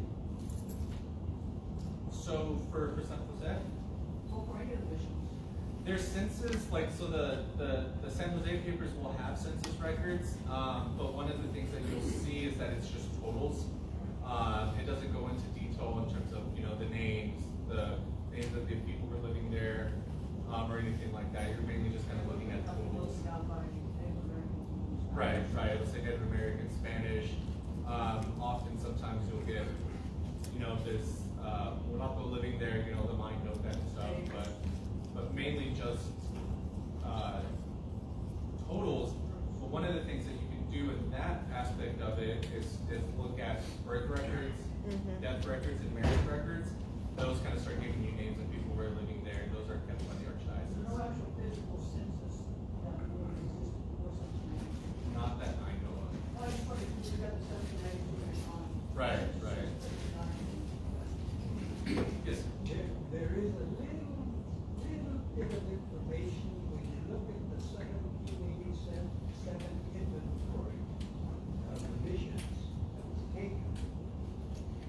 When he gets to the part about baptism, he talks about the buildings and all that before, but he then talks about the books. And so he has a couple of entries of who married who, and blah, blah, blah, that you will not find anywhere, because the books are missing. And that's in the San Jose papers or? It's in the, I don't know, it's in the 1787 inventory of the missions. And marriages, they'll have a few, baptisms, not the whole population, but at least something, because there is nothing else. Yeah. In 1772, I think the Caledonian priests were removed from here and they were sent somewhere else. And they made an inventory of 4 missions.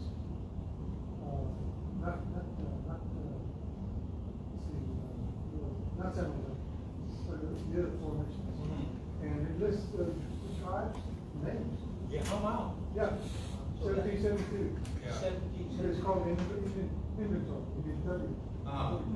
It's 72? Yeah. Okay, but that's the one I was talking about. That's the inventory. It's what's inventory of each 4 missions. But is it under Not San specific, Jose. but is it under a specific book? I'm just trying to figure out. Yeah, that one might be at the Bear Archives in Austin. Yeah. I have that in the file. Oh. That's where I found out one of my grandmothers was a brother. Indian. They're in there, so.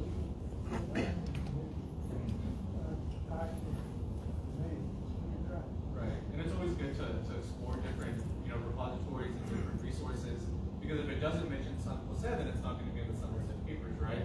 San Jose was a Zacatecas. Right, exactly. So It was not involved.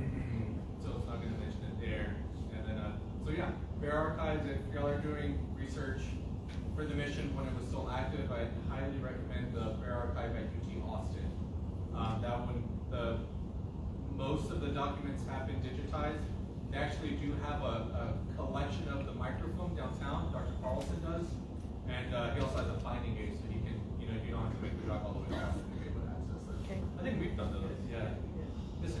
I wanted to back up a second when we're talking about the paintings and that one artist. The one I was referring to, his name is Theodore Lungwitz, Oh, okay. 1856.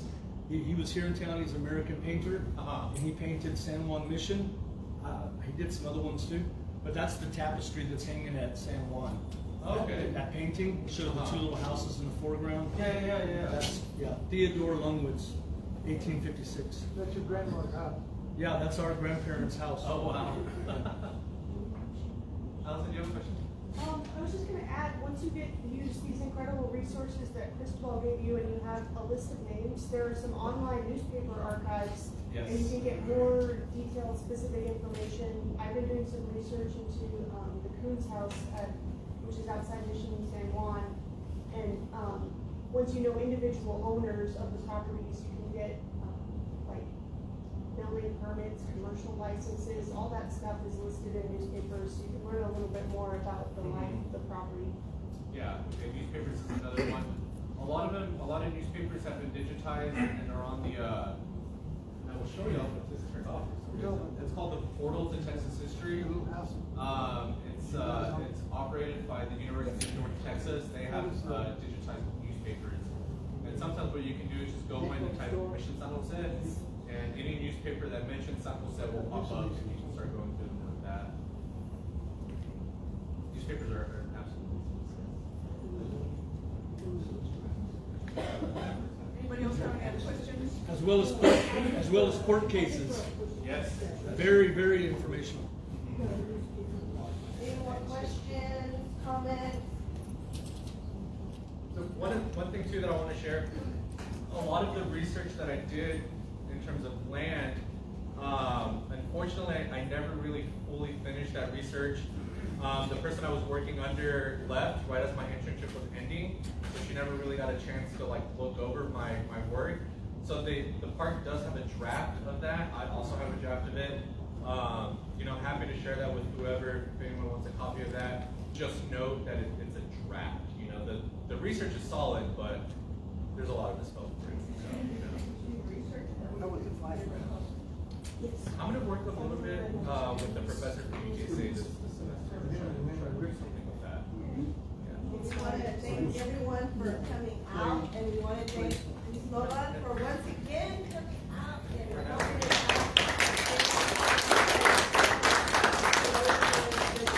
Giving information to us. For that. Keep an eye on Facebook. This presentation, if you didn't get to take all the notes you wanted, it'll be up on Facebook, and it'll be archived, so you can watch it a year from now, 2 years from now, but we don't wait that long to watch it again.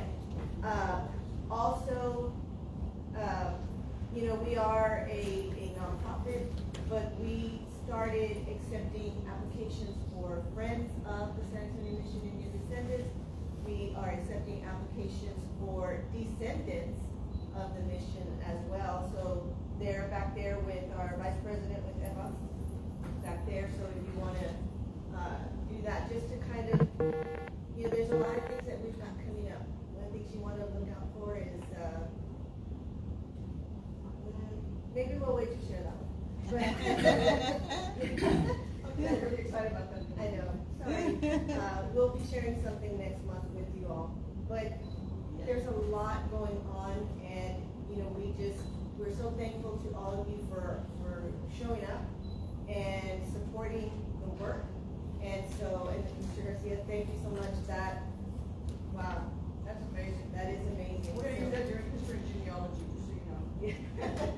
Yeah, so, you know, thank you all for coming out. Be looking for next month's presentation. Please, please, please, when you see the title, don't get upset. No, please. It's not what you think. It's not what you think. Okay, so, thank you for coming out. And, you know, there's no coffee to get some. Let me just say that we do have a full calendar already for this year, and that is really primarily due to y'all's participation. You guys come, you show up, you comment, you support us, you encourage us, and we've got people that are noticing us. And we have wonderful people like Cristobal who did it once, and he's trying to come back and do it again. So we were very fortunate that this year we had a lot of people reach out to us and said, I'd like to do this presentation for you, or I'd like to do that presentation for you.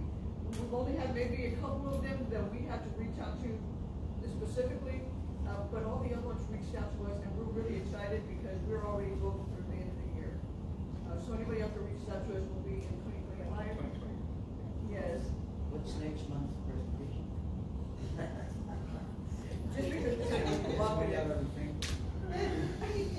Look on Facebook tomorrow and you'll see it.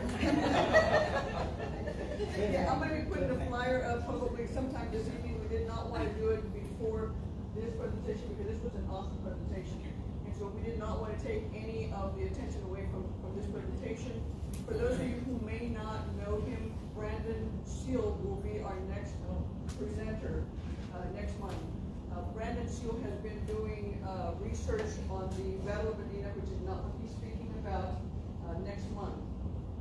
But he is a very experienced individual. He's got a podcast that he does on Old San Antonio. But he is, so let me just tell you, he is a friend to the Native Americans. And I say that because when you see the title, you might pass out, you might get angry and whatever. But it is a provocative title that's intended to draw you in because it's not what you think it's going to be. So thank you so much, and we'll see y'all next month.